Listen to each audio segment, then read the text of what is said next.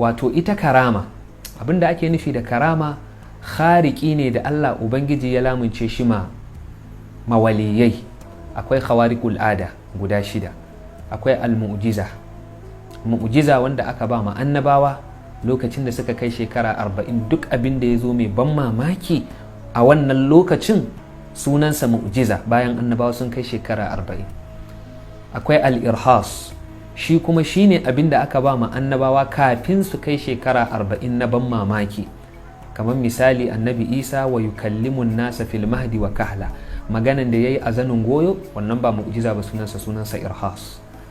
Kaman girgije da yayi ma annabi inuwa, wa ataha annal gamamata wasarha azallathu minhum al afya'u, ko kuma abubuwan da ya faru na ban mamaki dangane da manzon Allah kafin ya kai shekara, sunansu irhas. Akwai al-ma'una, shi kuma al-ma'una shine abinda Allah yake karfafa salihan bayi da shi kafin su zama waliyai, na abubuwan ban mamaki na firasa da kashafi da sauransu.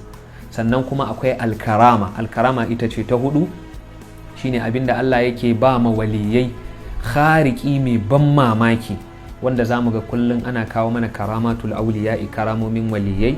Da mu ga zamanin sahabban manzon Allah irin nau'in karamomin sahabban manzon Allah, karaman sayyidina Abubakar, karaman sayyidina Umar, karaman sayyidina Usman, har zuwa na ƙasa wanda za mu samu kamar Ibn Taymiyyah ya kawo cikin Al-Furqan baina awliya'ir rahmani wa awliya'ish shaitan, nau'o'in karamomin waliyai, wanda Yusuf an-Nabhani ya kawo Al-Jami'u li karamatil awliya'i, shi ma littafi ne da ya tattaro karamomin waliyai da yawa, wanda wasu a wannan zamanin abin mamaki sukan musanta masu ce babu karamomi ko ƙarya ne karama da sauransu.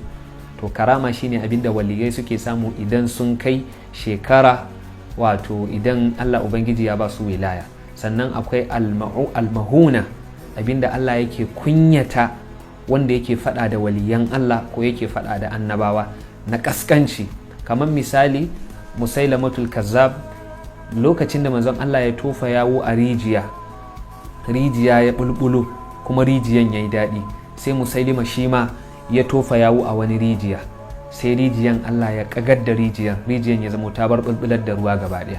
To wannan abin sunansa mahuna. Akwai kuma istidraji, wanda Allah yake yin talala ma azzalumai, wanda zaka ga abubuwan mamaki a gurin waɗanda ba ma musulmi ba, abubuwa mai ban al'ajabi na kashafi da sauransu a gurin mutum ba ma musulmi ba ne. To wannan sunansa istidraji.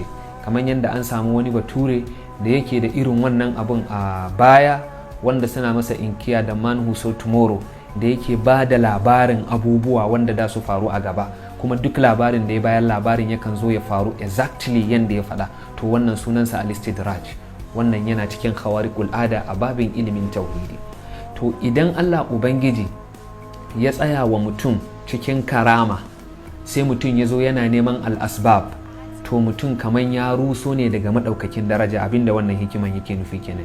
Idan kuma Allah ya tsaya wa mutum cikin al-asbab, sai ya sake al-asbab din ya je yana neman karama, yana neman wani abu wanda ba shi aka tsayar da shi ba, to wannan kuma ash-shahwal khafiyya ne. Wallahu ta'ala a'lam. Abinda hikima ta biyu take nufi kenan.